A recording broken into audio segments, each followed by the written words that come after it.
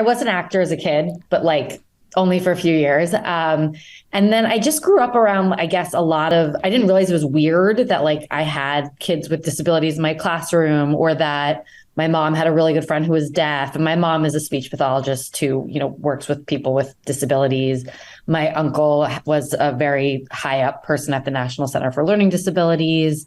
So I just kind of had a lot of disability, I guess, around me. And I just never realized it was unusual. And then when I got into casting, and I was like, why are we like only seeing people that look the same way? Or why are we assuming everyone that comes into the world is a cisgendered, able-bodied white person? I mean, I would ask those sorts of questions and people would be like, that's a great question. Let's cast this person. It's more than just your output, more than a bike. When you hear your shout out, you know it's all right. Put on your magic pants and let's go. We're cruising into the power zone. Clip in, set yourself free. Come on and take a ride with me. You know what you need to know and what's it all about. Everything you need, it's on the clip out.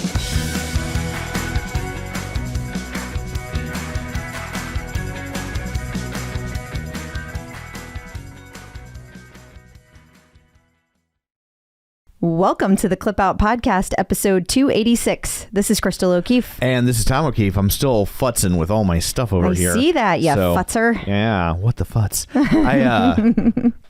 We didn't understand what was going on. I sat down, all of a sudden I was in sepia tone. It was the weirdest thing. Like it was the opening scene of Butch Cassidy and the Sundance Kid. So then we had to play 5 minutes of what did we change in here? Yeah, what is different? Why does all the coloring look different? Why does it look like I have jaundice? And why is it only on your side? Yeah, I don't know. It's just, I finally hit that age where it just starts. So, and it was like, oh, we just want to be done. Yeah. Hey, happy Black Friday for people that listen on day one. Yeah, happy Black Friday. I hope you get all the sales you want today. Yeah. So, surprise. People were probably like, is there an episode this week? Surprise, there is. There is. Here we are. Happy Thanksgiving. We are nothing if not reliable. Yeah. So we like to be there for you. Yeah, that's what we do.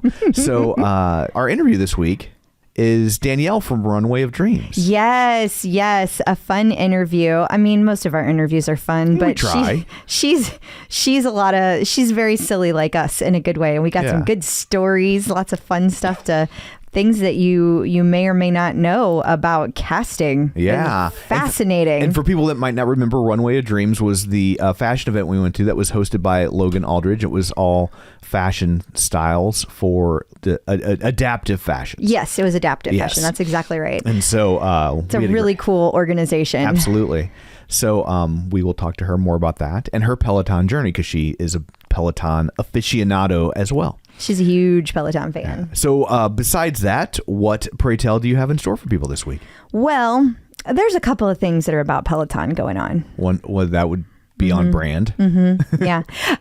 In all seriousness, we're going to talk about the financing option, Black Friday, new changes with Amazon.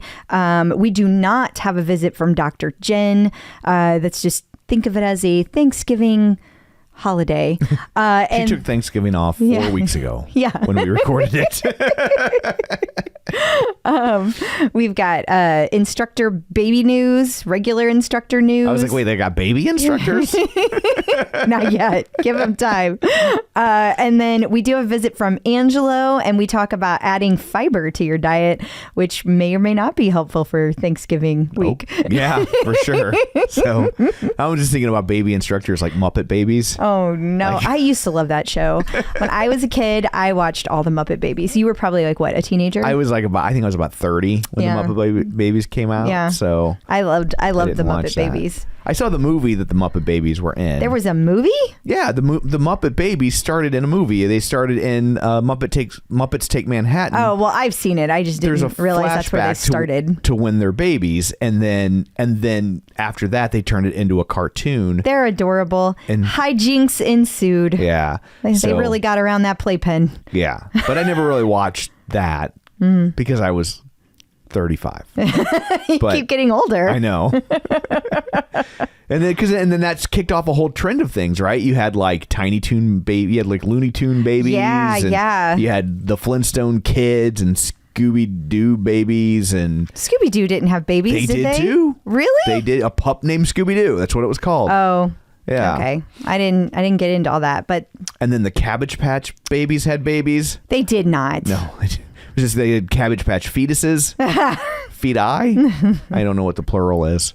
I had So- a Cabbage Patch Kid though. Did you? I did. That was the first toy I remember. That was like the really hot toy that people had to hunt for. Yeah. And I remember I guess my dad got one for my sister, but she was like 14. It doesn't matter. Everybody wanted a Cabbage Yeah. Patch Kid. I'm sure she still loved it. I guess. I don't know. But you know what's really ironic is that my Cabbage Patch Kid had red hair and green eyes. How about that? Yeah. And her name was Lynn D. Wishon. Okay. Yeah. Got her little birth certificate and everything. Good to know. And she's buried in a box somewhere, like a Karen Slaughter novel. She's waiting patiently. In a box somewhere. If you haven't checked out our YouTube channel, now would be a good time. This is a face I get from her about 4 times a day. That seems light. You don't. Okay. 8 times a day. You don't typically see it on the show. If you want to see the face that I see a lot, you can head on over to YouTube. So I guess we should just segue into shameless plugs. Don't forget we're available on Apple Podcasts, Spotify, Google Podcasts, wherever you find a podcast, you can find us. While you're there, be sure and follow us so you never miss an episode. And you can also leave us a review if you would be so kind. We have a new review. Yes. This is from Berta H. Berta. And she says, best Peloton podcast. I love Berta. Yes. I joined the cult back in April. Well, you might stop loving Berta here in a second. Oh. I've been using another company for workouts and stumbled onto Peloton. No turning back now. I found your podcast about a month ago. You two are hilarious and have such great content. Crystal, you're awesome. Aw. But Tom, OMG, Team Tom for me. So Well, Berta. It's okay because I'm Team Tom too. you make me laugh all the time. Keep up the great work and pedal on. So thank you, Berta. That was very kind of you. He's not pedaling though, Berta. No, I'm Just not saying. pedaling. That you Just don't want me saying. to. You'd be disappointed if I did. You'd be like, oh. What I always say, you don't want to hear Harpo talk. You don't want to see Norm's wife. Well, right? yeah, it's true. There you go. Also, as I mentioned previously, we have a YouTube channel, youtube.com/theclipout, where you can watch these. While you're over there, maybe click subscribe over there as well. You can find us on Patreon for a little bit extra. You can get ad-free episodes delivered straight to your inbox, and sometimes they come out early.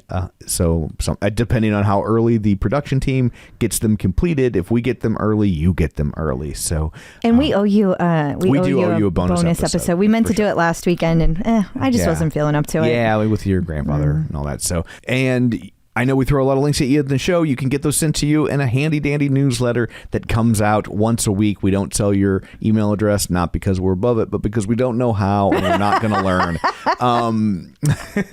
I wouldn't sell your email do address it anyway, but we don't know how and we're not going to learn.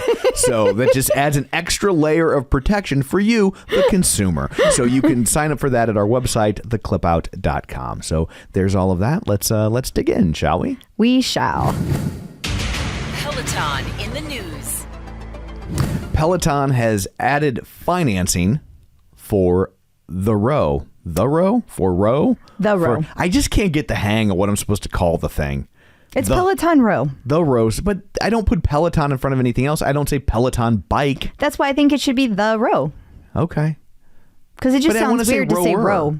Well, you could say the rower. We all know what you're But talking they about. always say row, and that seems weird to me. When's the last time we listened to what they say? We still call it the OPP. Yeah, JV. We still call it home rider invasion. Yeah, JV tried to get people to switch to OPMP. That didn't catch on. It didn't. No. It's OPP is easier. Yeah, she's like, that's what we call it in house. I'm like, well, we don't work there. Yeah. Yeah. Yeah. No But, paycheck. Yeah. So Peloton, the row. Yeah. Yes. Yes. They have financing now. Yeah. So you can get 0% financing for up to 13 months. And then you can get, I believe it was 4% financing for multiple years, up to I think it was 43 months. Oh, so they have 43 years? It's $1 a month. No, but they have 43 different tiers. I think it was I don't know, 13 months, 26 months. I don't know. Yeah. And you ended up at the last one I saw was 43 months. And Gotcha. that one was at 4% financing. So for anyone out there that the price wasn't the issue, it was having the 0% financing. Now is your chance. This is your time to shine. It is. Just in time for the holidays. And boy, I have been hearing more reports of incredibly smooth deliveries. I have not heard, knock on wood, I have not heard a negative review. And I think Peloton and XPO/RXO, whatever it was, like they made some new deals because boy, have they been hitting those reviews hard. Yeah. They email you, they text you, they're like, tell us how good we did. And they're really pushing it. And people have been happy so far. So let's hope it stays that way. That's great. Do you think it's something about the row that's easier to deliver? It is definitely easier to deliver. Because I feel like, I think by and large, as many bikes as they pumped into the marketplace, and I know it's very frustrating if your delivery got screwed up, so I'm not trying to discount anyone's experience, but you're wrong. Well, at the same time, there's been thousands of bikes delivered compared to hundreds of rowers. Yeah. But I just think it's interesting that we haven't seen complaints in the same way. So I just didn't know, did changing their name help for XPO, or did Peloton give them a stern talking to? Maybe they just put a new agreement in place that had penalties. Well, yeah, because I can't remember what those are called in a contract, but it's something like make dues or make good. There's this thing in there that if you don't hit certain marks, like benchmarks. If you don't hit certain benchmarks, then we get to have a right of remedy. I believe in the contract, it's like, get your shit together, but in Latin. Yeah, exactly. Pupus operandi. And maybe that last time they did, a round of negotiations and, outsourced more of it. Maybe that was part of the negotiation. We'll let you do more, but you got to get it right. But hey, I love when people aren't complaining. Me too. And if I love it, I know Peloton does. Yeah. It's actually been really quiet. Yeah. Which is nice. I thought it was interesting. I felt like a lot of people were super excited about the 0%. I didn't see...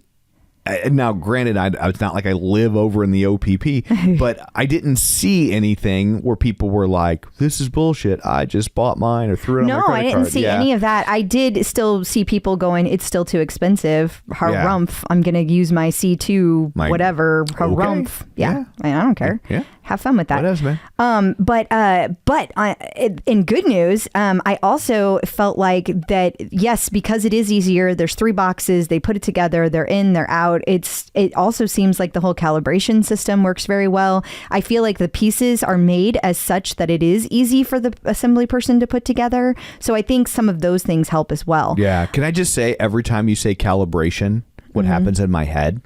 Celebration? No, I go... No, it's weird because I'm going to make the newer reference. It's still 30 years old. Oh. But I go into The Offspring and I'm like, get it calibrated. So that's what I do. This is going on inside of my noggin. Oh, keep them separated. Yeah. I love that song. The good old days when you could have songs about school shootings. Yeah. Like, oh yeah, it was about that, wasn't it? It was. That's not why I liked the song. I liked the song because we were all goofy and I had friends. We had a few nights of drunkenness. That song might have been. Were you like 15 when that song came out? I know. Okay. Well, it really wasn't. I still haven't had alcohol. Yeah, it's the Midwest. What can I tell you? Yeah. Anyway, I made it. And there was no driving involved. Yes. So, because you were only 15. Exactly. I think I was like 17 when that song came out, but still. Anyway, the other things I wanted to say about the row, I've had a lot of questions about it. So a few things I just wanted to say. People have been asking how I like it. Let me say I love it. I love adding the classes as a add-on content to my run. I feel like they are great little bites for warming up. Also, you can change the drag, which is set on medium when you get it, and you can change your personal pace preferences during each class. Both of those things at the beginning of each class, and both of those things can be changed during each class. So can you change the drag to marathoner? No. Okay. No, that is unique setting. Only one person gets that. Okay. Well, you said it was drag, so I didn't know. So I haven't played with the drag setting on mine, but I have played with the personal pace settings, and I found that 2 was way too easy. I moved it to 3. That felt pretty good for a while, but now I've started to feel like it's too slow. So now I've moved over into 4.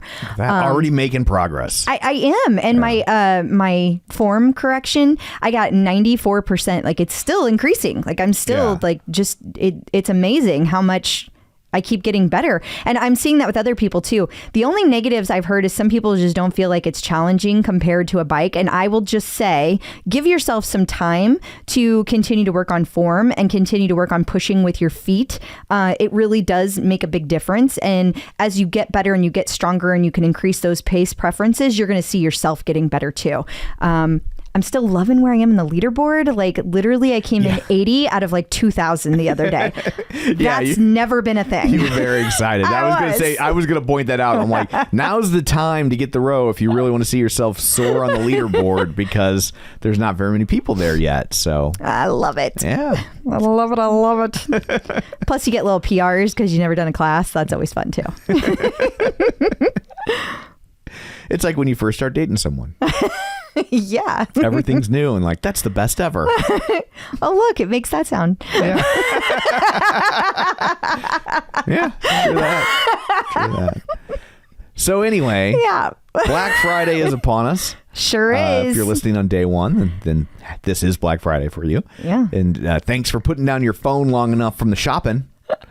We won't. We won't. Yeah. No, we'll be somewhere cuddled up next to a fire with some drinks in our hand if we're lucky. The kids get really good Christmas presents when we drink and shop on Black Friday. Yeah, they do. What the hell? They could use 2 of those. But right now, Peloton has 70% off of the apparel, select apparel, of course. Sure. Through the boutique, and it lasts until November 27th. So if you haven't shopped yet, it's probably already gone. But get out there and see if you can get anything. So you know what? It might not already be gone because it feels like they've been making larger and larger runs of stuff. It's not like it was 2 years ago. It also when it was feels like things would sell out instantly. For sure. It also feels like they've been adding more to the sale as it goes on. So, day one, maybe some stuff will sell out, but then they'll refresh it on day 2. Yeah, they're cycling through other things and moving stuff in and out. Exactly. Yeah. Definitely. And while we're talking about Black Friday, let's talk about Dick. Oh, I see. One's not enough. Dick's Sporting Goods. Oh, it's possessive. Yeah. We just wanted to point out that the gift guide on dicksportinggood.com has Peloton listed as one of the sales that they're going to have. Stop moving. I'm moving it to the part you can read. Okay.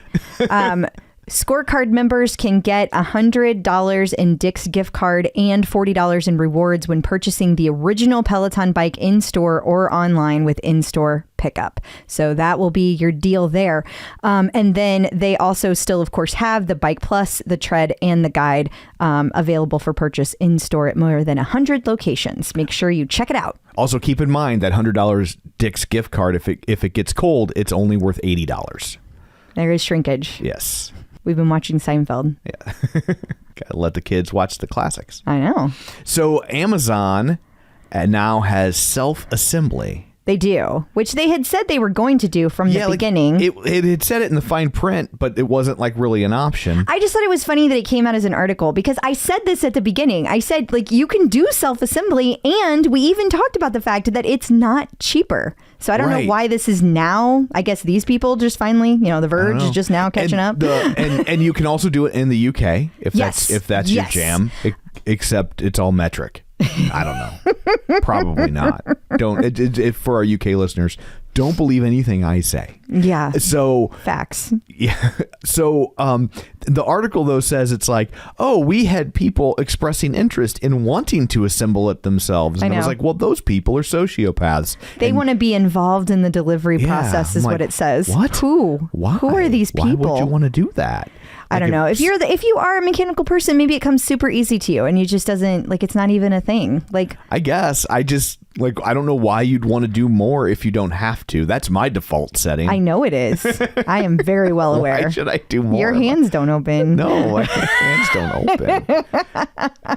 Should we explain that to people? Yeah, we probably should. Okay, so it's a story about me when I was a child. I was 6 or 7. And they were my mother was telling me I needed to clean my room, and I said I can't, and she said, why can't you? And I said, because my hands won't open, so I can't pick anything up. And they fell for that shit. And I still hear about it.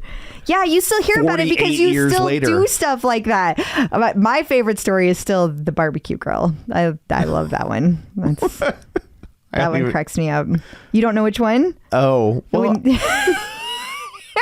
are you getting embarrassed? You always tease me all the time. Go ahead. Tell the barbecue story. This is this is from Tom's brother-in-law, Steve, and he was, I guess, Karen and Steve have been married or together for a long time now. Yeah, I mean, they've been married for, I think, 28 years or something at this point. Yeah. Yeah. So they've known Tom for a long time. And I guess Steve one time was cooking and was like, hey, Tom, why don't you go out there and check on those burgers?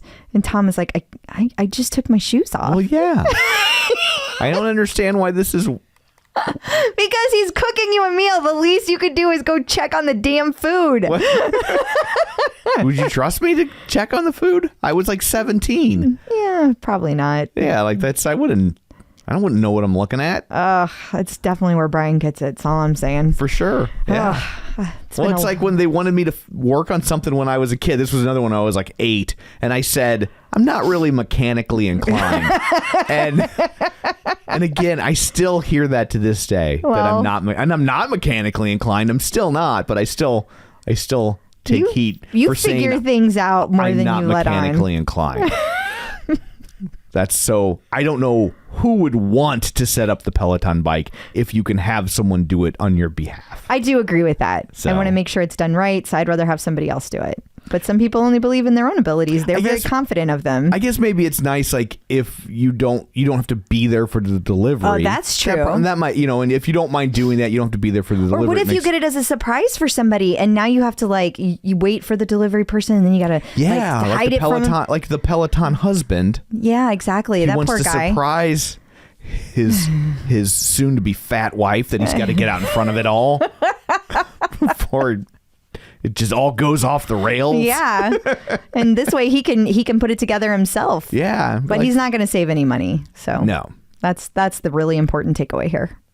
We got off in some tangents. We did. So if you like the cruising, and I mean on a boat, not like the 70s Al Pacino movie, but like, hey, more power to you. This is just different. Well, not always. Some cruises. Anyway. Oh, my God.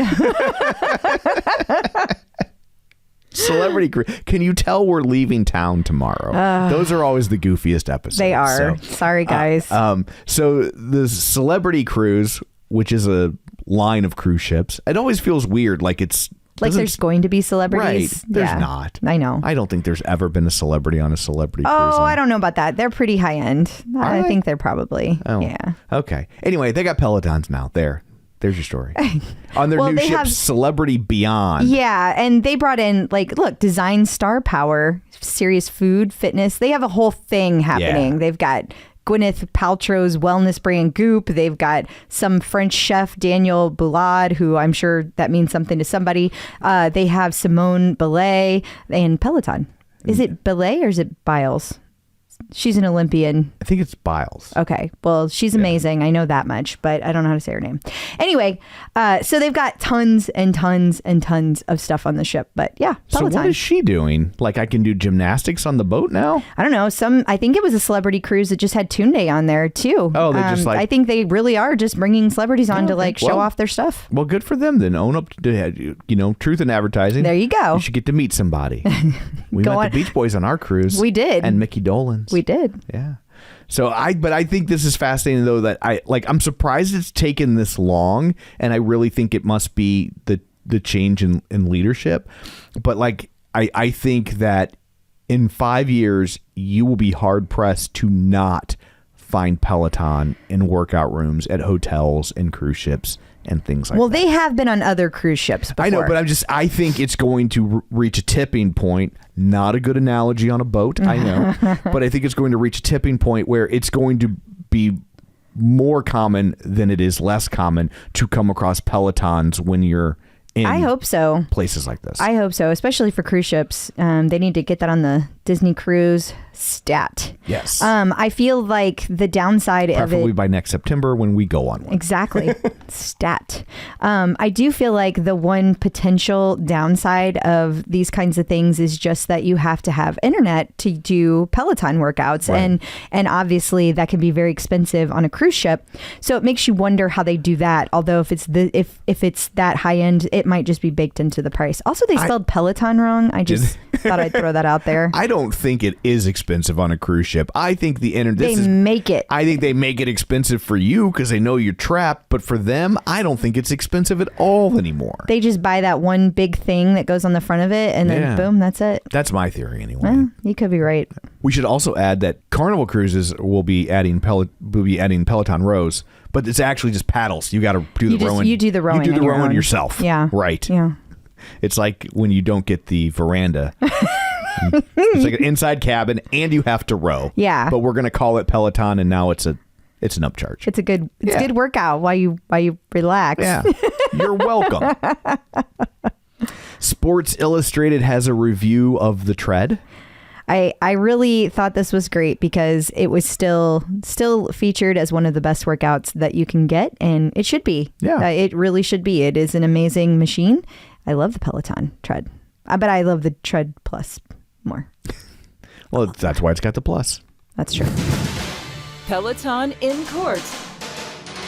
We have an update in the lawsuit involving Dish Network and Peloton and Lululemon. Yeah, really, there's not a lot here, but we felt that you should know that that Peloton, iFit, and Lululemon are able to persuade the U.S. International Trade Commission to review a part of the judge findings in a patent dispute with Dish Network, because there had been a thing saying, oh, Dish is going to win this, and then they were like, wait, you need to review this again, and that's what this is happening. So they get to all back up and get a second swing. Yeah, and I think there should be. So we'll see, because this is the one that Dish was trying to block Peloton. Yeah, they were trying to stop them from importing them, right? They were like, you can't bring them into the States anymore. And they didn't win that, but Yeah. still, it could still get pretty crazy. So sure. They've been knocking these lawsuits out. Let's see what they got for this They one. have. They've been on a tear. I don't know if that's just coincidence or if that's been a concerted effort behind the There is scenes. no way that has been coincidence. That is somebody saying, get the shit off our books. That is a fact. That is somebody went in there and said, Clean it up. Clean it up. Awesome. I'm tired of looking at it. Well, speaking of lawsuits, we could get sued for not having commercials. So here are some. Instructors in the news. Jess King had her baby. She did. Lucian Eurista King, a.k.a. Luz or Luz.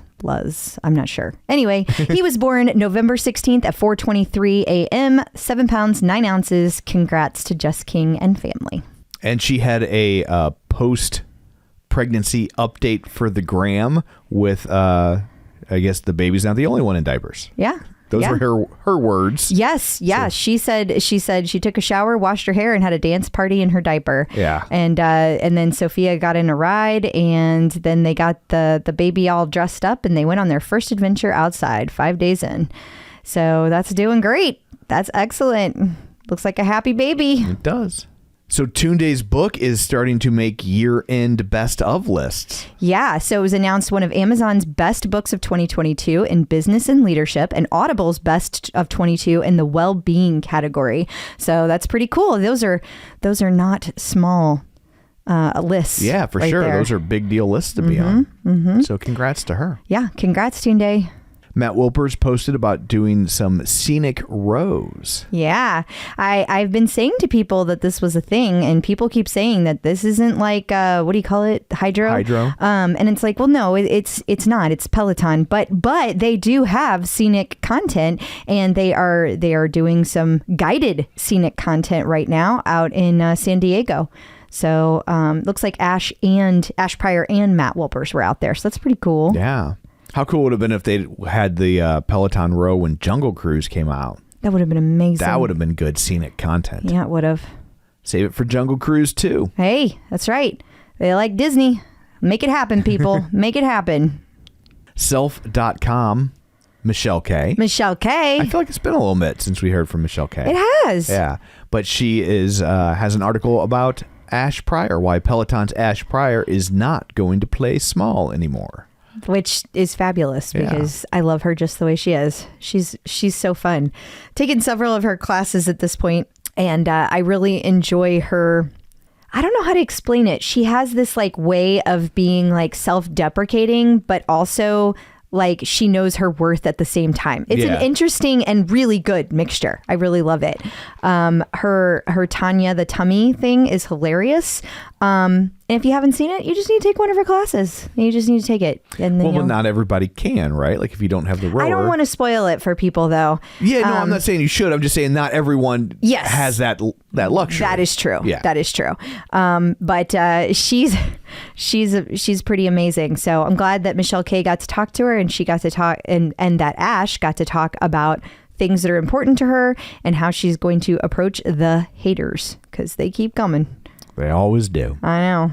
Chelsea Jackson Roberts is partnering up with All of Us Research. Yeah, and All of Us Research is gathering health data from 1 million or more people, and it's something, I don't know, I can't see it. So it's part of the National Institute of Health. It's a government program. Thank you. And it's designed to get more and diverse people participating in data collection for health purposes, because historically health data collection has been very white. Yeah. And so they're trying to broaden that reach so they can have more accurate and inclusive information for the safety of all Americans. That's wonderful. Yeah. I really am glad that she is doing that. That's a good partnership right there. Very cool. Absolutely. I remember when I did that weight loss study a million years ago, the doctor who was in charge of it was super excited when I was qualified to be in it, which was a little weird because you had to be pre-diabetic, and he was like, "Hooray, you're pre-diabetic." I was like, you want to walk that back a bit there, Doc? He's like, "Oh, maybe yeah." not so excited. Yeah. And he's like, but no, the problem is for a weight loss study, he's like, it's the people that self-select to participate are like 80% women. And so he's like, we have a really hard time finding men to participate in weight loss studies. So he's like, so the fact that you qualify, I'm excited that you get to participate because we need more men. And I'm sure it's even harder as you start going down to the different ethnicities and cultural backgrounds. Absolutely. So. I know when we were doing our Moderna study for the COVID vaccine, they were always asking, do you know anybody? Do you know anybody? Because we need to diversify. Yeah. And they just and they wanted to diversify, but they also just needed bodies because I mean it's Missouri. Yeah. You know what I'm saying? So like there was a lot of that wasn't going to get the shot. You're making faces over there. It's a statement of fact. It is. The anti-vaxxers can't get mad that Missouri had trouble finding people that didn't like vaccines. You really just said they can't get mad. So Did you really just say they can't get mad? Have you not met the internet? Clearly, I've ran them off by now, right? I don't know. Let's see. We'll find out. Happy Thanksgiving. I've been vaccinated, boosted, and boosted, and boosted. I take boosters like, oh man, like it's like free samples at Costco. I'll take as many until they shoo me away. I'm just, sure, I'll take one more. Is he going to finish that booster? Because I'll take it if he's not. You take the recommended boosters. Don't get people all riled up. I'm so much about it when I go to Applebee's. Booster seat. Oh, that reminds me of that one time we went to dinner and that server was like 6'7". Oh yeah. And we felt like toddlers at the table. Yeah, like we were like at his knees. I was like, hi. We're like, I know you get this a lot, and he's like 6'7". And I was like, I feel bad even asking because I know, but it's just like. It felt like this weird optical illusion. I felt like I was like losing my mind. It was like the forced perspective between Gandalf and Frodo, right? It was just like, what is happening here, sir? So Hannah Frankson hopped on the gram to formally reintroduce herself. Yep, because she is officially teaching on the tread, and we are happy to see it. I haven't gotten to take one of her classes yet, but I am super excited to do so. Hannah, you got to get some longer classes on there. I need longer than 20 minutes. I need longer than a 30-minute. I got to go 45, 60 right now. So yeah, I'm very excited to take those classes, though. Love the Tread UK instructors. So hearing lots of good things. People have been very, very happy with it. That's great. Yeah. Congrats to Hannah. And coming up after this quick break, we will tell you which Peloton instructor made CNN's best red carpet list for the American Music Awards. So Logan's event with the Reeve Foundation is coming up soon. Yep, November 29th, 3:30 p.m. Eastern. And advance registration is required, so you can get it through onepeloton.com. And he is going to be talking, like you said, to the Reeve Foundation. You're going to learn about, it's going to be a conversation with Logan, learn about the partnership and adaptive fitness in general. And you also have a Q&A opportunity. So you might get to ask him a question. That's fun. You might. And Logan is just a delight. So do yourself a favor and make sure you attend this. He is just amazing. He's the real deal. Yeah, he seems super nice. Absolutely. Matty Maggiacomo has a 30-second review of Broadway's newest show, and Juliet. Yes, and he is going to start doing Theater in 30 over on TikTok, and I'm hoping he always shares it to Instagram. Yeah, I'm just like, I find it hard to believe Matty can condense it. Yeah, condense his discussion of Broadway to 30 seconds. You can tell there's a lot of quick edits here. For sure. Because he's very excited. Very excited. Absolutely. And so I haven't heard of the show yet. I haven't either. So that's why I'm excited about watching these, because he gets to see a lot of Broadway, and Lucky he loves. bastard. I know. I'm very jealous of that.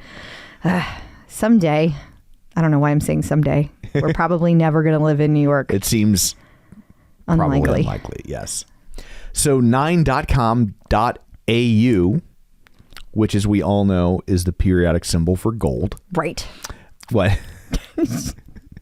It is. But it's Australia. Oh, that makes more sense. It's like, where are you going? I don't know. I know nothing about the periodic table except that one. Oh. Because it was on an episode of Facts of Life. That makes sense. It was why you remembered it then. Natalie was helping Tootie learn the periodic table, and her mnemonic device for that was like, hey, if you had a gold watch and somebody stole it, you'd be like, hey, you, come back with my gold watch. And to this day, I still know that AU is the symbol on the periodic table for gold. Well, that's one thing you remembered. That's one thing I remember. So 9.com.gold has an article about like, you've heard of work-life balance. It's like work-out-life balance. The whole reason this is on here, Tom, is just because one of the instructors was... Yes, Kirra Michel gets mentioned in here and has some quotes and stuff like that, talking about basically don't beat yourself up if the holidays get out of control for you and you don't get your... It's weird, your summer body, because in Australia...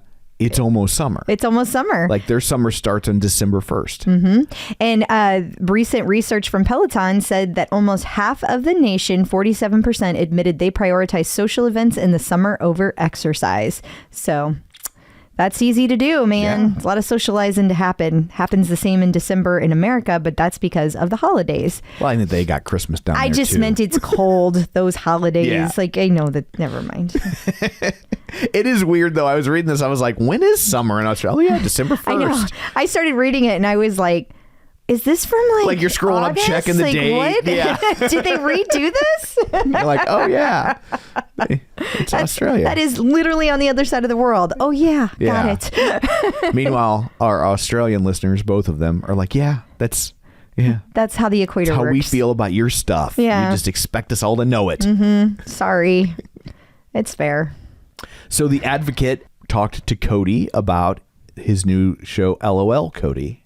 Yeah, I don't like this title. It needs to be reworked. It bothers me. It's a little clunky, and it's like they refer to it as the first ever queer workout class because they've had drag artists and stuff like that on there, but it's not just that. It almost feels limiting to what it is. Not that he shouldn't have those those people. Like, you shouldn't have He should them have on a there. diverse group of people for sure, on there. but it's Absolutely. but it makes it sound like that's all it is, and I know, and it's more than that. I know. That's why it bothers me. Not because they're highlighting that, but because it sounds like that's all it is. It's limiting to it.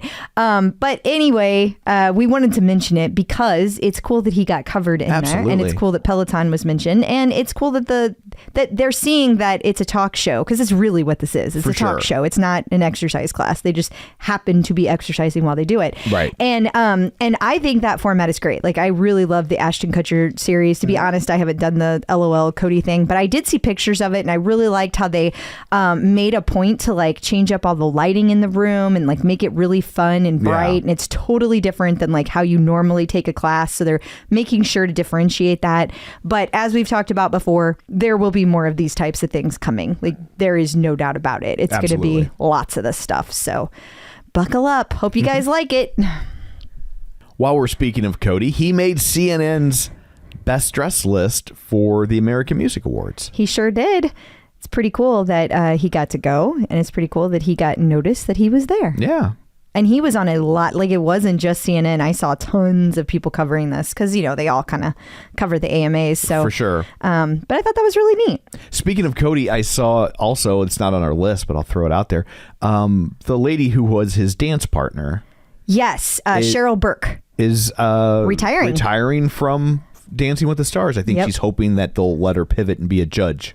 Well, Cody says that she should be. That was in the articles today.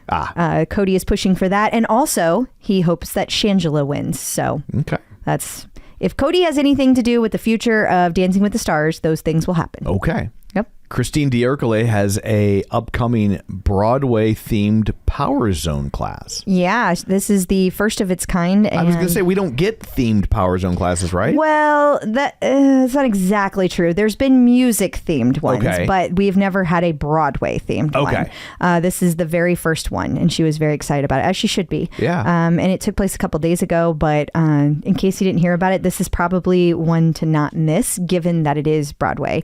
And I'm sure I saw the set list, and she had like a bunch of different musicals on there, including like Jagged Little Pill and stuff that you don't, it's not like you just think like musical theater. It's not all like Sunrise Sunset. Yeah, no. It was a huge, diverse, like different list of all kinds of fun music. So definitely check it out. So Tobias completed his Manaslu Trail Circuit Trek. He did. He did.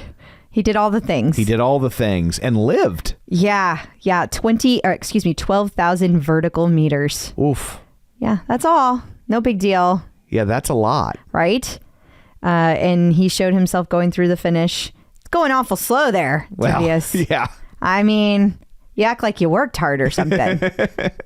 It's incredible. What a journey. What an absolute amazing journey. I am so in awe of this whole thing. As we watch this, to see a finish line like this where there's like nobody there. Well, it's in the middle of nowhere. It's just like, I'm so used to like the Ironmans and the things, the New York City marathons where there's all these people at the end, and it's like I would think it would almost feel anticlimactic to be like, and we're done. I guess let's go. I guess we stop walking now. Yeah. Well, I think part of it is because it's such a personal journey that, you know, you're out there for so long. It's not like you clump together like in a marathon. It's also like, it's not like a regular marathon in that it's easy to get to for spectators. So right. I understand it. It's just it's like in Nepal. Right.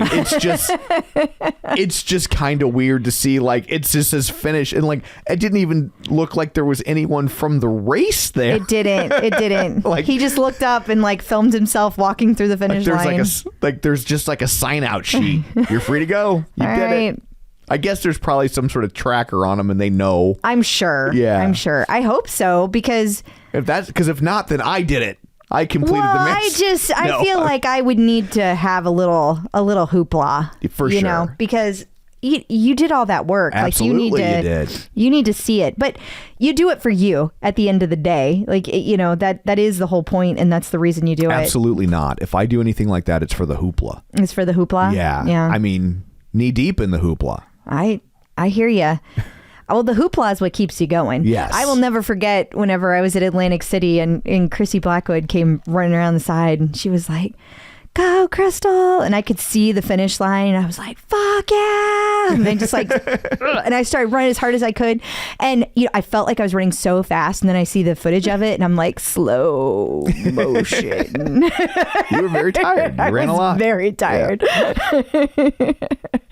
But it's the hoopla that gets you there. It is the hoopla. I guess if you're a fitness instructor, you don't need all the hoopla. That's right. He's above the hoopla. He's self-motivated. No hoopla necessary. So Ebony Magazine had a list of 5 black male fitness instructors that you should be following, and making the list, Peloton's former Chase Tucker. Yeah. And I thought this was, first of all, cool that he got a mention in here. And also just, I wonder how he feels about it, because it's like, it talks about him being a fitness instructor and then he used to work with Peloton. Like it doesn't really give a lot of, it doesn't give him a lot of focus other than that. Yeah, and he's still very defined as once with Peloton, not for what he's doing. Yeah, on his own. There's like 4 lines about Peloton and then one sentence about what he's doing today. Right. And that just, like, if I were him, that would make me feel a little bit sad. And I just wondered if it affected him the same way. Yeah, I get that. I think that's a fair point. Although it's like, I'm sure it's also still great to be mentioned. It's also like, I was in Ebony Magazine, so sure. That's pretty cool. And I don't mean to take away from that at all. Absolutely. Like, I think that's really, really cool. But it's also nice to see that he's still out there doing things, getting attention at this level. Absolutely. That, even though they said Peloton, he's still getting this, even though he's not at Peloton. So good for him. Absolutely. Happy to see it. Joining us once again via the magic of ZoomTube, here to answer all of your fitness and nutrition questions, it is Angelo. Hello. Hi. Hey, guys. Thanks for having me back. Oh, we are glad you are here. And so is Ronnie Joy Parker, one of our dear listeners. Ronnie would like to know some suggestions about how to bring more fiber into her life. Okay. That's a good question, Ronnie. It's actually pretty easy. There's a lot of foods that most people just don't realize how much fiber they can get from them. So here's the obvious. You start with fruits and vegetables. You should be trying to get plenty of fruits and vegetables. And just as a kind of a little behind the scenes secret sauce, we work with our clients, Ronnie. We build that into everyone's meal plan so they can't accidentally not get enough fiber or fruits and vegetables. It's part of the structure, so that way, even if somebody's selecting their preference of carbs and proteins that don't have as much fiber, they're still forced to get a monicum of it.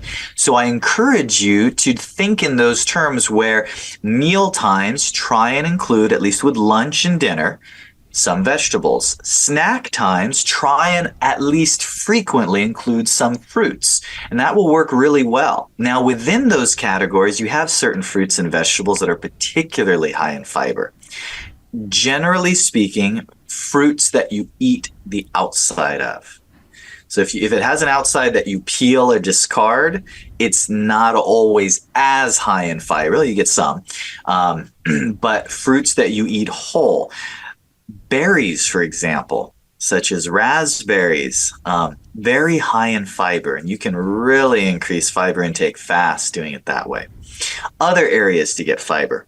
With your carbohydrates, it can be hit and miss depending on what you're selecting, but whole grain options always going to have higher fiber in it. That most people know. If you go with whole grain options, not so much the processed crackers, cookies, cakes, things out of a box. Those have been refined down and a lot of the fiber's taken out. Whole grain options, typically you're going to have more fiber in.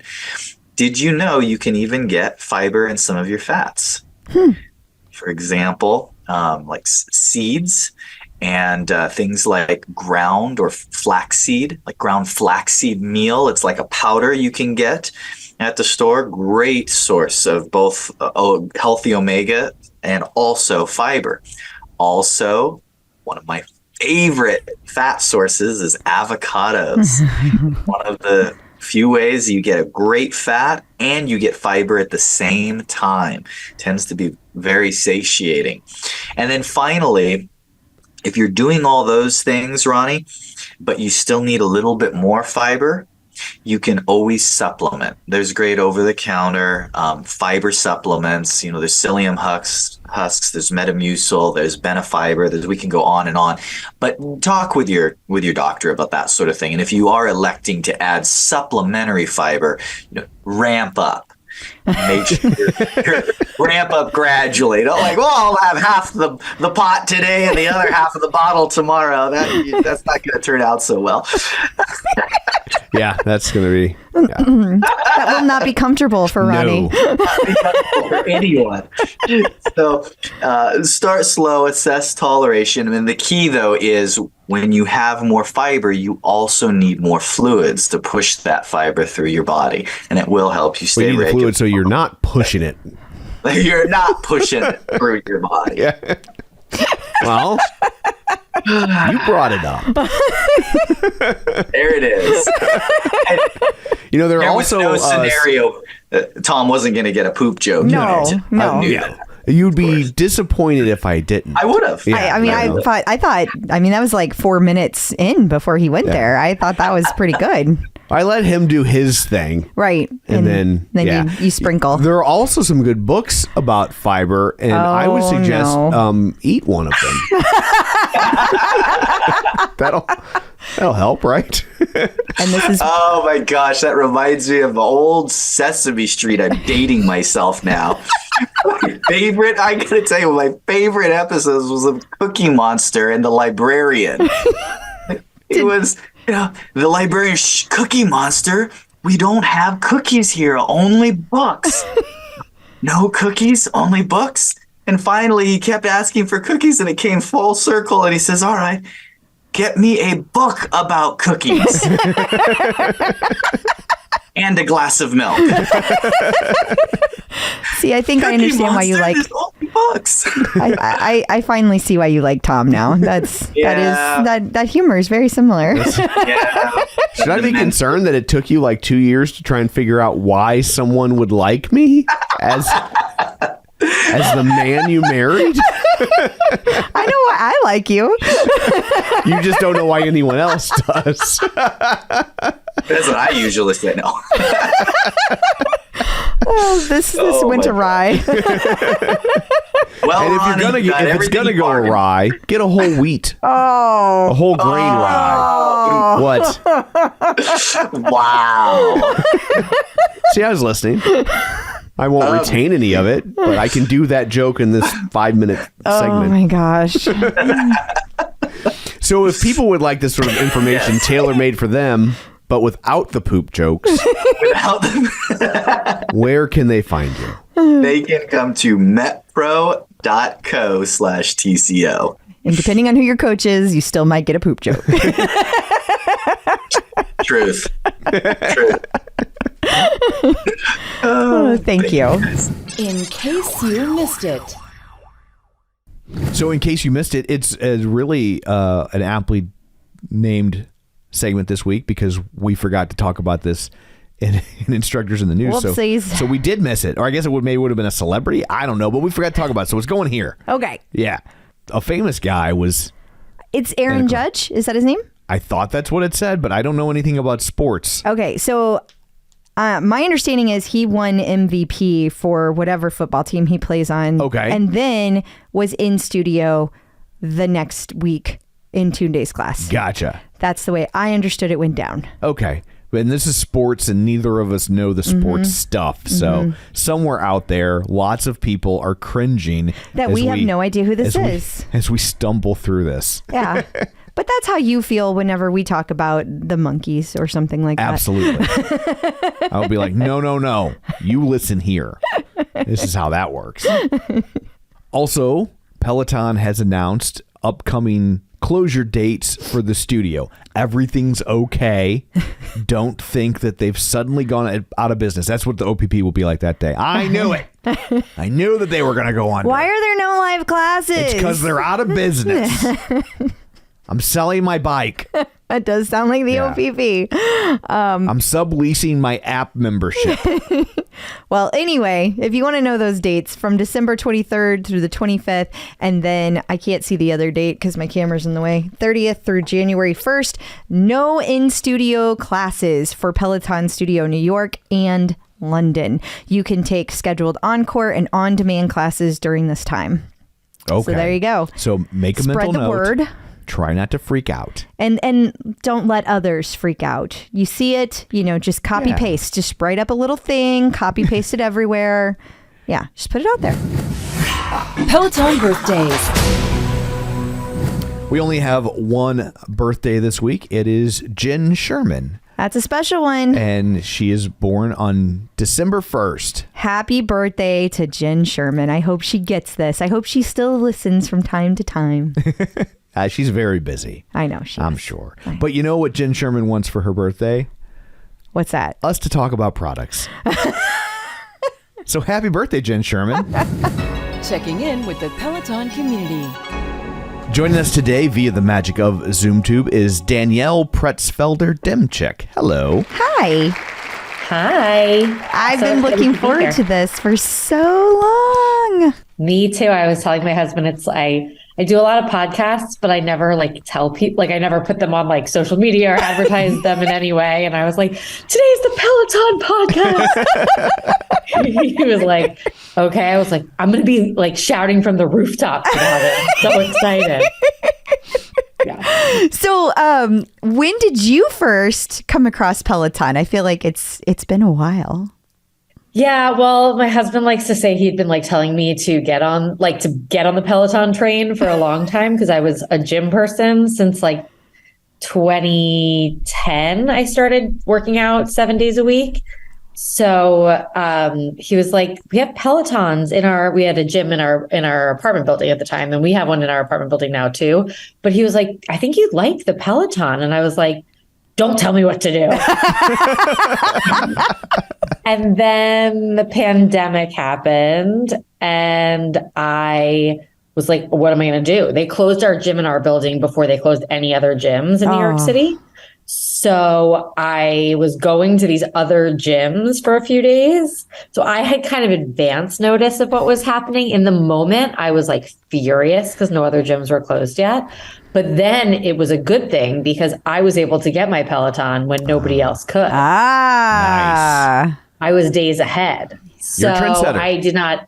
I only went without workout equipment where I was doing the Peloton app, doing cardio and stuff at home for a few days, for 5 days. And then we had a Peloton delivered. Wow. So And you now I went own from you went from leave me alone, don't bother me with this Peloton thing to you have two. Wow. Yes. So- And my mom let me know that my one in Florida is on the fritz right now. I guess she was I was like, I'm not getting to Florida anytime soon. So why are you telling me? But then I was like, oh, wait, I own it. I guess you should tell me. So on behalf of husbands, I have to ask, did you go back, of course, to your husband and say, you were right, I was wrong, my apologies? Can we get a recap of that conversation? I did. Whoa, I did. honey. I know. Take notes. Don't he's you actually honey right me. a lot. It's a huge issue. He's so smart and writes so much that and he's the best about everything, but he does call it now my Peloton, mine. It's not his. So he's like, can I use your Peloton? I'm like, it's ours. He's like, no, Danielle, this is your Peloton. I wouldn't touch it without asking you. So, That's a smart man. smart. That's a Yeah. very smart man. he's very smart. Yeah, Okay, but here's the real test. Does he put the settings back when he's he done? does. Oh my God. This man does. is he needs to be cloned. Every know. woman listening right now is very jealous. Maybe that'll be Well, the next bike plus plus. Yes. It'll have presets like your car, and you can just boop, and it all That would be amazing. goes back. Yeah, my mom leaves this little note for her husband that's don't forget to put the seat back. And I was like, what? I was like, is this a toilet? What are we doing here? Yeah, he's like, But you can get the toilet or the Peloton. You ain't getting both. Yeah. So she has remember, I'm a this for all the handlebars, everything. He has to fix it. But he doesn't remember. My husband, he's just good like that. Oh, that's adorable. Oh, wow. That's awesome. So, but tell us what you do for a living, because I remember having this conversation with you and it's fascinating. So I am a casting director, and I do a lot of consulting work as well. My focus is on underrepresented communities. And what I always tell people is that given that disability is the most underrepresented community of all, most of my work ends up being in the disability space, which I love because that's really what drew me into the work initially. That and working with performers of trans experience, which I'd say is my second most touched space. And then a lot with Native American performers. So there's a lot of other work that I do too, but disability is my all day, everyday world pretty much. I mean, I do work on mainstream projects as well, but I think a lot of people bring me into a project because they want to have a disability lens. They want the lens of inclusion when they're casting all roles, so that it's not like we're only looking for a disability specific role. So yeah, I was going to say, so when they do something like that, does it tend to be, we have a character who has a disability, we need someone that matches it? Or is it, we have a character and, it doesn't matter if they're disabled or not, so if you bring someone in we like that's disabled, like, that's cool? How does that normally shake out?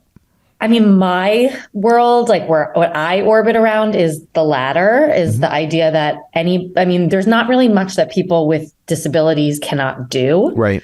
Which is really misunderstood. So even like there's someone that I work with on a consulting standpoint who was born without limbs, without arms or legs, who played college sports. So he was a football player and a baseball player. So to say, yeah, I'm not saying that's typical or what you think when you think of a football player or a baseball player, or that I'm going to try to sell a producer on that. But like when someone says like, really, someone with a disability could be a fill in the blank, it's like, yeah, what do you think they do? Like, do they not tie their shoes? Do they not brush their teeth? Do they not have kids? So I always am like, yeah, they could be really good boyfriends. They could be really bad boyfriends. Like, people with disabilities are just like any other person you're going to meet and cast. But I look for the best performer, and someone that brings like something different to the project is typically what my approach is. And sometimes that is, that's a lived experience, whether that's disability or being a veteran or something that maybe just makes you have like a little bit of a different point of view when you're performing. And people with disabilities are usually the most adaptive and innovative because they have to be every day. Sure. So that's kind of what I do. And I think that's why people bring me onto projects. But I worked in mainstream media until 6 months ago. Wow. So do you end up finding people with disabilities that maybe haven't acted before? Or is there there are so many places for people to go get experience acting? I would think if you have a disability, those are a lot more limiting. And so what is the background of like the kind of farm leagues for acting, if you will, for people with disabilities? Farm leagues. I love it. You mentioned baseball, so it's the only thing I know. Totally. No, yeah. And I'm casting a project right now that's about sled hockey, and they do have farm leagues. So it is funny. Like, I just never call the acting programs. They're from grassroots organizations. Okay, sure. I didn't mean to hurt anybody's feelings. I'll be like what you hear from like people who don't think they're racist all the time. I can't be, my son's an actor. I can't say something bad. So totally. No, I follow. Okay. A lot of it is through grassroots outreach, people that have maybe not had an opportunity. Sure. But there are agents and managers that, represent performers with disabilities. But a lot of the people that are really, amazing are working, which is great. And a lot of the projects that I'm working on are more so we're looking for people for a role. Like, we're looking for people that maybe you haven't discovered before. Mm-hmm. Not to say that I have a project coming up that has, one of the biggest deaf actors in it, but that actor is coming attached to the project. Gotcha.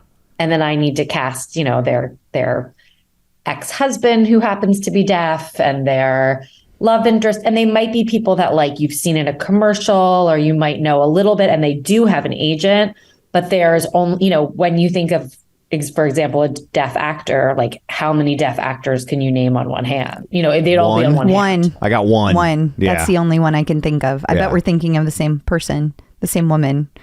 Right. So that's like where and I think things are changing, like with movies like Coda, and then, even beyond that, there's a Disney Plus series that someone from Coda just had announced, and then Danielle Durant, who's on Dancing with the Stars right now. So there's definitely been, some movement there, but it's still only one actor that most people could name. I'm so curious. I got a second one. Oh, okay. Sorry. Okay. That's what's going on in my head right now. I'm like trying to think of other I'm like, I got a second one. Yeah. I'm curious though how you got into, first of all, casting in general, like how that became your life, because I know it sounds like it's a very intense kind of work that you do, but also I'm really curious why you decided that like underrepresented communities are the way you wanted to go. Well, I was an actor as a kid, but like only for a few years. And then I just grew up around, I guess, I didn't realize it was weird that like I had kids with disabilities in my classroom, or that my mom had a really good friend who was deaf. And my mom is a speech pathologist who, works with people with disabilities. My uncle was a very high up person at the National Center for Learning Disabilities. So I just kind of had a lot of disability, I guess, around me. And I just never realized it was unusual. And then when I got into casting, and I was like, why are we like only seeing people that look the same way? Or why are we assuming everyone that comes into the world is a cisgendered, able-bodied white person? Yeah. Great question. Yeah. So, I would ask those sorts of questions and people would be like, that's a great question. Let's cast this person. So, thanks for asking, but we're not going to spend any time on it. Yeah. Or like, do you know somebody that would be a better fit? That's, and it's like a lot of times what happens is, not to say that these people aren't great fits, but the more trained actors are those people that are the default, or the people that have more experience are that, default that we all see. It's a little bit more of a known quantity. You kind of know a little bit more about what you're getting, and like just from an efficiency standpoint, I'm just thinking as a project manager, I'm sure there's some tendency like, let's do this the way we've always done it because we don't want to have surprises. So and nobody wants to be the person that goes out on a limb, and then if it all crashes down, it's going to be, well, why'd you hire the deaf guy? Right? Like it's, Not that Tom is picking on deaf people. No, but with anything, it's just like hiring anyone that doesn't have the same level of experience that you're like, but there's a star quality there. It's like, okay, but what is it going to cost me if they fall flat on their face, you know? Yeah. Yeah. Yeah, that's a great point. Yeah. And I guess there's also probably the classic paradox you see all the time with people just starting off in any field, which is like they don't want you because you don't have experience, and you can't get the experience because they don't want you. And how do you break out of that cycle? Yeah. And people are afraid to do the wrong thing. They're like, I hired this person, but I didn't know what the accommodations needed to be, or I didn't realize that, but people make mistakes, brands make mistakes. It's about asking what somebody needs. And then if, things go wrong, or I see that all the time, but if you made the effort, usually people are a little bit more forgiving about it. And it's just knowing that you can ask somebody, like, what would make this a better, more accessible set for you? And it could be something so stupid, like if it's a performer might need a straw as opposed to drinking from a bottle because they wouldn't be able to hold it in their hand. So people think accommodations cost a lot of money, but what does a straw cost? 10 cents? Right. It's like just things like that people don't even think they can ask. But you're right about accommodations. Like we had a babysitter. We talk about this occasionally. Yes. We had a babysitter that didn't have any arms. Tisha. And she would drive the kids around, which my ex-wife thought was going to be her path to getting the kids back from me. Yes, she did. And I'm like, the state of Missouri gave her a driver's license. Like, what are you going to do? Like...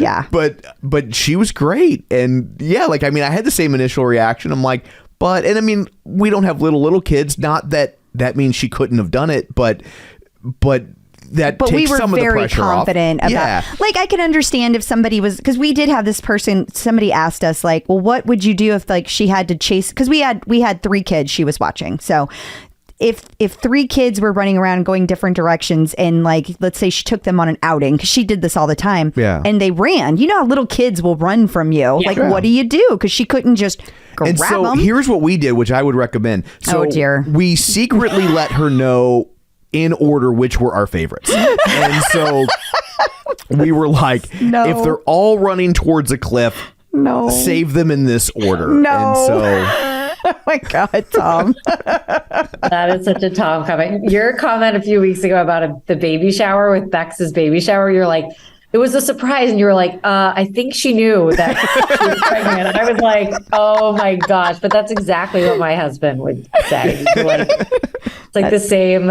It's like, I don't know. I feel I live with, Crystal and I are living with the same people. No, so he because uses your bike. No, because your husband puts the bikes back. Other than that, that's the one difference. Well, I've never yeah, changed but if them. you did, you would never put it back. So Probably not. I know. Yeah. There. Yeah, that's on brand. So we should probably talk about, with all the stuff you do, that this is how we have interacted with you. Yes. And Runway of Dreams. Yes. Yeah.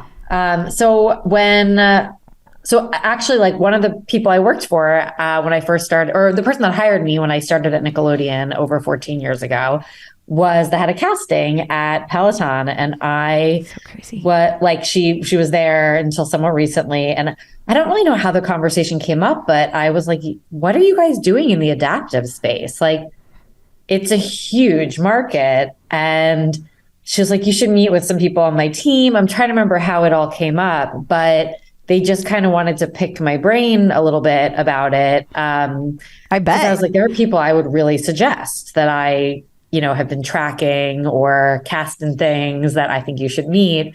They, had already brought Logan on, but we're not able to tell people yet. But they were excited to hear that, like, my other suggestions, I guess now I know, were very much in the mix. And then that was in March, I want to say. I'm trying to remember when Logan was announced, but oh my God, that's a great question, because he was announced long before he actually became an instructor. Yeah. So it might have been that I met with him in, like, January, and he was announced in March, and I met with him again. I'm trying to remember, but I've had a few meetings with Peloton, just, about different ideas I've had in terms of underrepresented communities that I think should be represented in the instructor teams. There's a whole cast of instructors. Why are they not, doing certain things? I think those are good but then questions. What did you say? I said, I think those are good questions. Yeah. So when I left Nickelodeon, I started consulting for Gamut Management, which Runway of Dreams is their nonprofit arm. I've been working with Gamut and Runway of Dreams since 2016. And Mindy Shire, who founded the company, had said to me she said, if you ever leave Nickelodeon, promise me you will come here. And I said, I don't want to be a talent manager. I want to be a casting director. I'm not leaving what I do, but I will consult for you. And I will, make your brand the absolute best entertainment business it could be to represent and, manage and do different producing projects, anything to do with talent in the disability space. And when Runway of Dreams came up this year with the idea of Logan, I was like, what? I was so excited. Were you like, oh my God, all of my favorite things are coming together in one place? Yeah.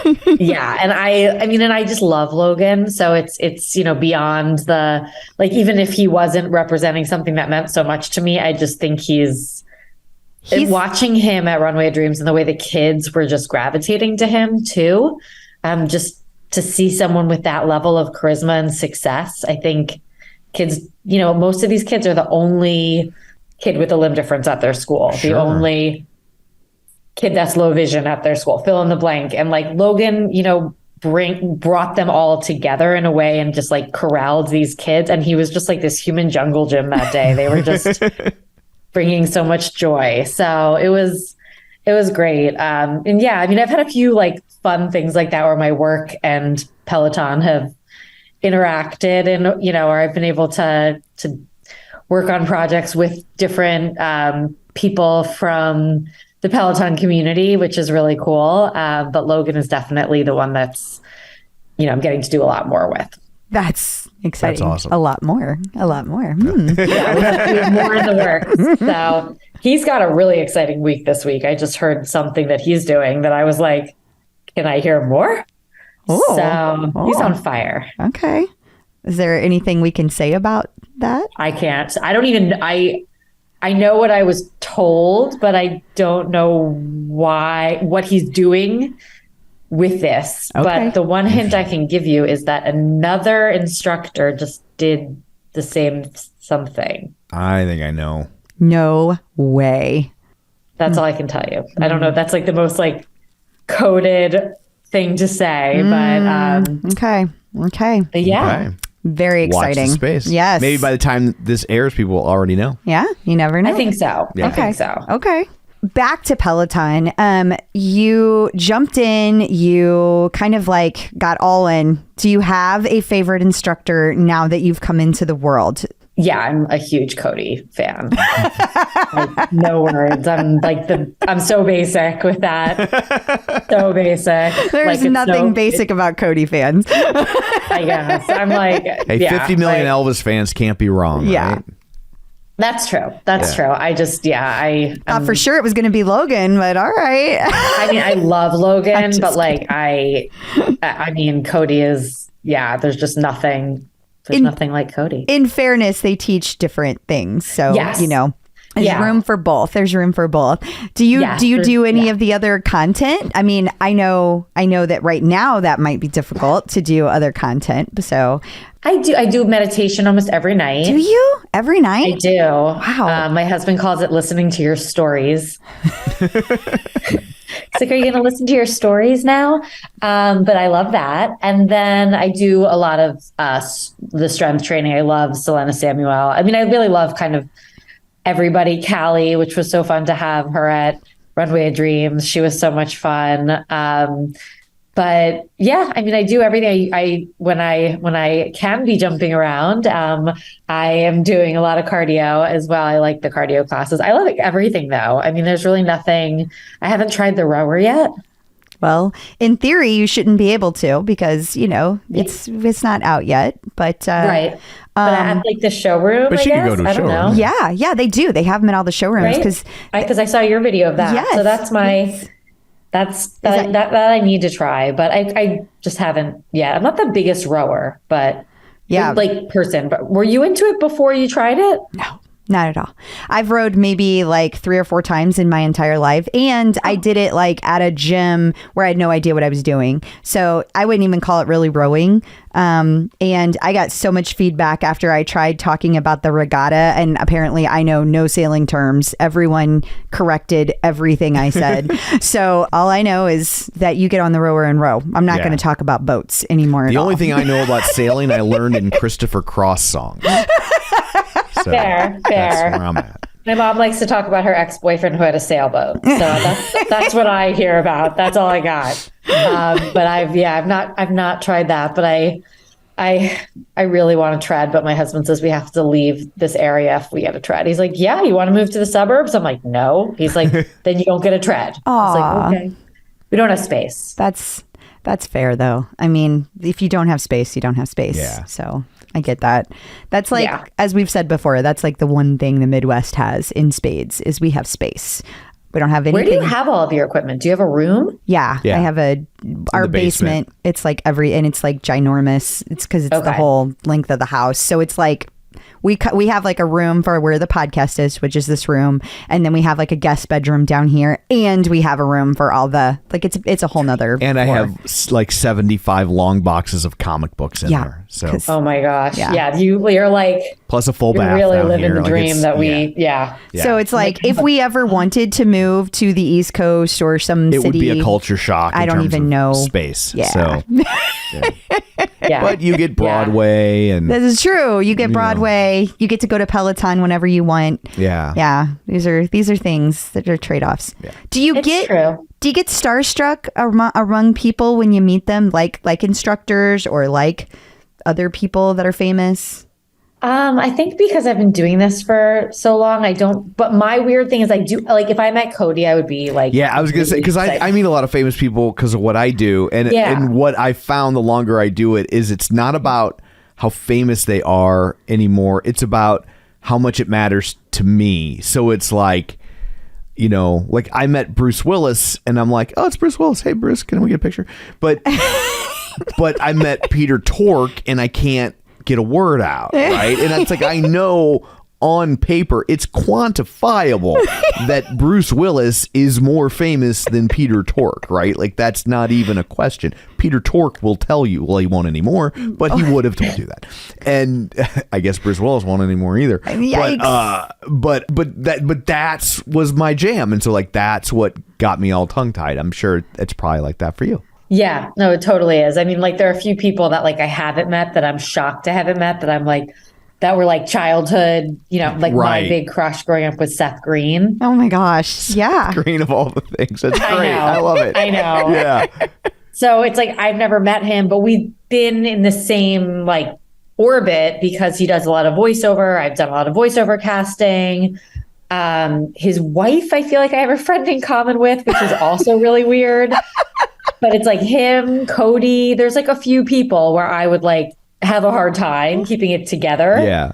But I mean, one of the first movies I ever worked on was with Robert De Niro, and I was just had and my first boss, I guess, ever in casting passed away like a few months ago. Oh, I'm sorry. And Robert De Niro spoke at the funeral, which was amazing. Like there was a few really big name people that we had worked with that did like, it was a virtual, they did do an in-person thing, but I was a part of the virtual. And I was like watching a funeral and I told my husband, like sounds so weird, but I tell my husband, I'm like, come in, watch this. Like Robert De Niro's talking about like, and it was talking about like the project we worked on together, but I saw him every day, and even the first few times it was like, to me, he wasn't someone I was excited about. Yeah. It's interesting. It's so subjective, right? Because it's like I mean, I only know this because I've watched Tom. Like he does not get rattled, but whenever it is somebody that he is taken off guard, it's really funny because he like his little ears get all pink and his left side of his face gets pink and he gets very quiet, and Tom's never quiet. I think there's something though, like with the Peloton though, people that like when you do get starstruck because you see them in your house every day. That's Totally. true. Yeah, it's a very intimate relationship. I mean, like I think podcasts are the same way. Like you experience it one-on-one in a way that you don't even with maybe a TV show or a movie, because it's like you consume it by yourself, right? And so it's just in your head in a very different way. They call those parasocial relationships. Yes, they do. Look at you. Yeah, it's where when they feel like a friend to you, but they don't have any idea who you are, right? Well, also, I mean, this is part of what you're saying, but like TV is like they're talking to each other, whereas the instructors are talking directly to you. I mean, they're not, but it feels like they are. It's designed to be, it's Exactly. like, it's like Marshall McLuhan used to talk about hot mediums and cold mediums, and TV was a cold medium, and radio was considered a hot medium because your brain had to fill in things. You would think TV would be the hot medium because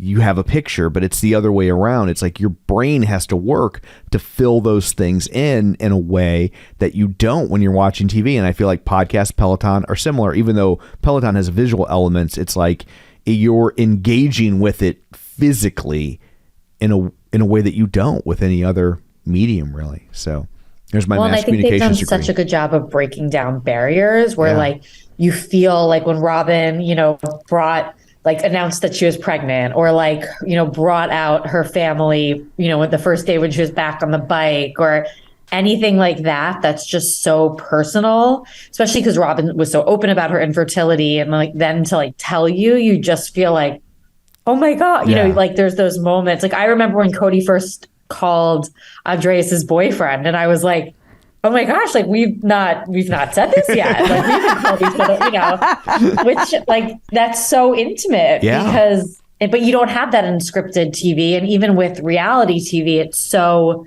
delayed by the time you see it, and it is scripted. And I've heard that's the other thing that I have a person I went to high school with who's a comedian, because I went to performing arts high school. So I have a lot of performers that I grew up with. And she posted something about people that write for Peloton for the jokes for some of the instructors. Yes, and I was like that, like, I don't want to read it. I don't want to know. It's always been like that. Going back to me and my old timey references, but like Groucho Marx used to host your show of shows, right? Not your show of shows, but You Bet Your Life. And it was a quiz show, and it was really just an excuse for him to interview people and make jokes about them.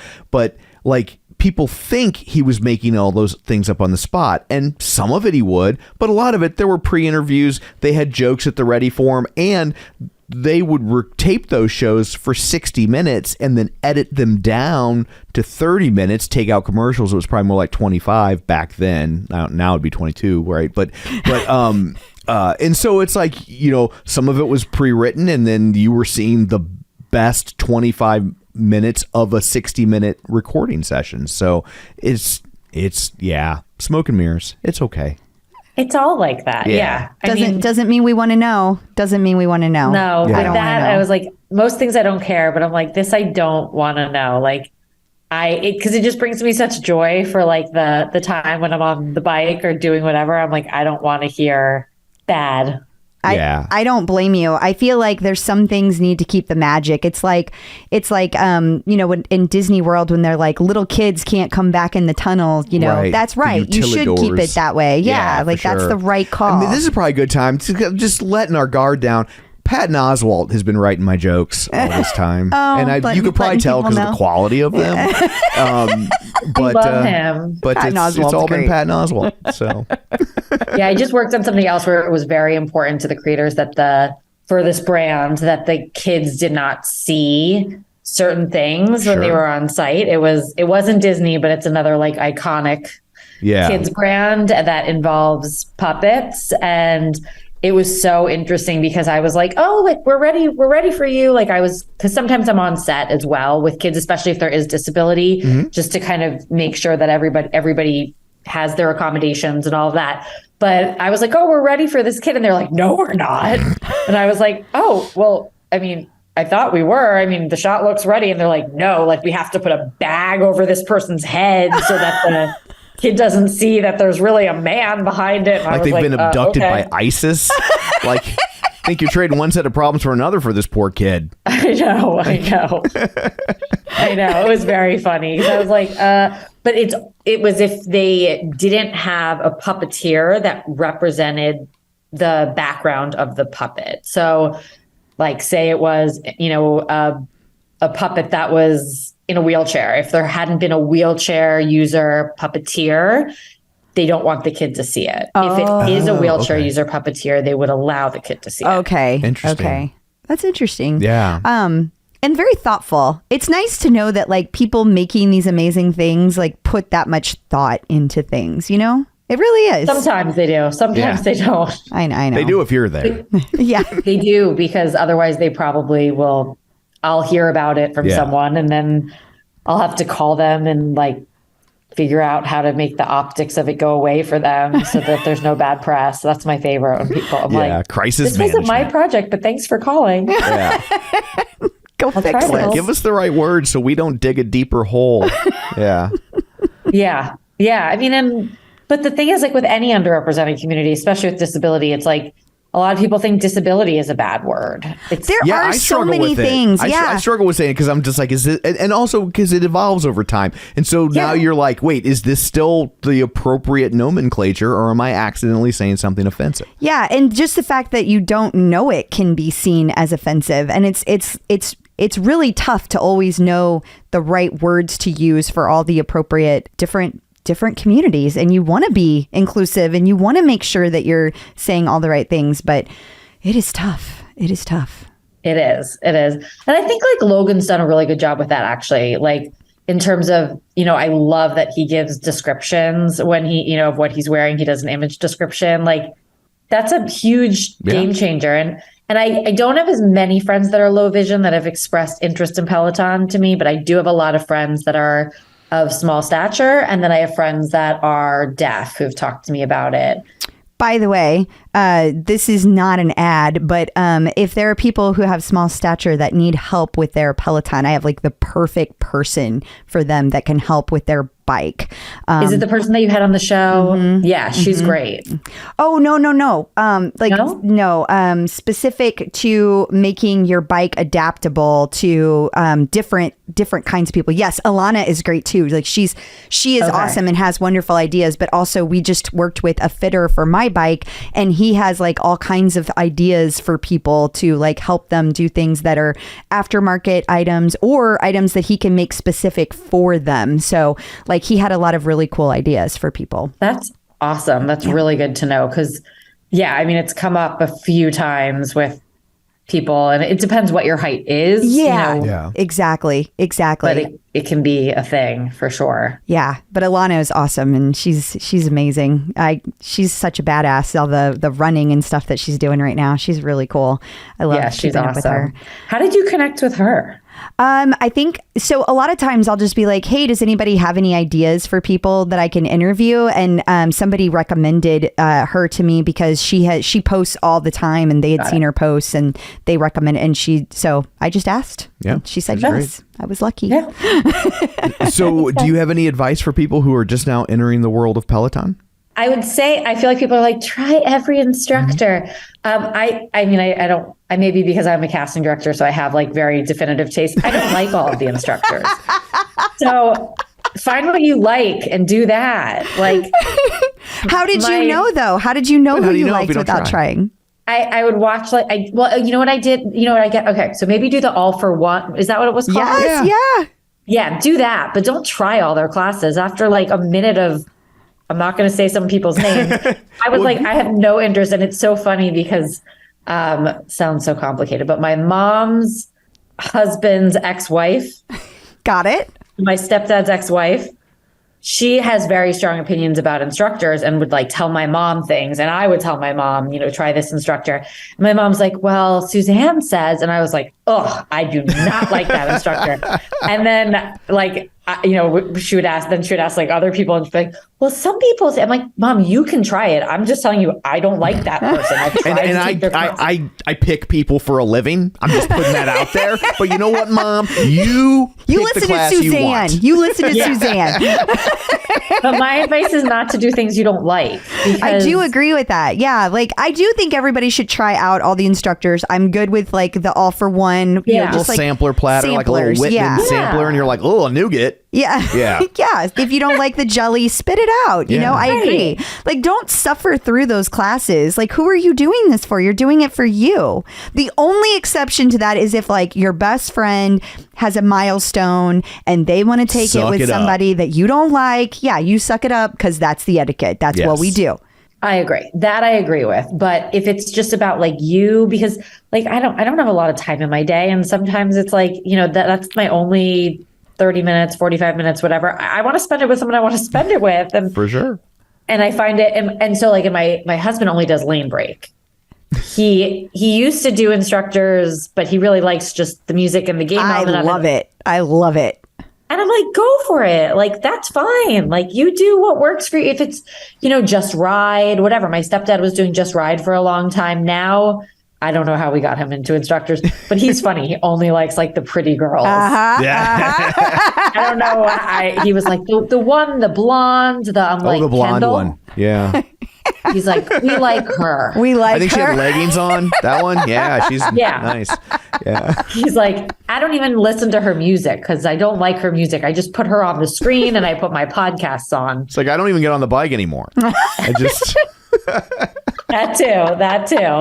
So yeah, I think doing what you enjoy and what you find fun, and there's same with like the meditation. Like some people, I'm like, oh, I feel like I should do that meditation. Like they seem like they're really good and they know what they're doing. But like if it doesn't put me to sleep, like what am I doing it for? Yeah. Totally. So what is your leaderboard name? Oh my God, I can't believe I'm having a moment like this. It's one of those things where I'm like, is it Pretzel 143? Give me 1 second. I think this might be a first. Someone had to look up their own leaderboard name. Oh my I can't. This is like the story of my life where like, so I'll forget anything about myself. You might be getting like, shout outs all the time and not knowing it. You don't even know. You don't even know you have a shout out. Pretzel 143. I was right. You were right. Okay. You were right. Okay. But yeah, I can't like remember these like that. That's why, I'll ask people things like, I forgot that I was nominated for an award recently, and my mom came over, and she was like, "Those flowers are beautiful. What are they for?" And I was like, "Oh, I was nominated for like a Casting Society award." And she was like, "Why didn't you tell me?" I was like, "Oh, I forgot." Like I forgot when the flowers showed up. I was like, I was like, my husband's not getting me flowers for nothing. Like. What is this for? It's just funny. So yeah, I don't remember those sorts of things. I remember actors. I can remember I can remember a kid's birthday. Can't do that. But I can do like the pop culture Rain stuff. Man, but with my own things where I should be, remembering them. No. So yeah, Pretzel 143. And then my Instagram is at DPD Casting. DPD casting. Okay. That I remember. That's an important one. You Yes. better remember. It's in my signature. That's the only reason I know my Peloton name is not in my signature. But Maybe I you probably should put add it Yes, there. you should have. Well, thank you so much for taking time out of your day to join us. We really appreciate it. This has been a lot of fun and very informative. Yes. Awesome. Thank you. I'm excited to keep the conversation going and see you at Runway of Dreams next year, I hope. Oh, I hope so too. That would be That amazing. would be fun. We had a blast. Yeah.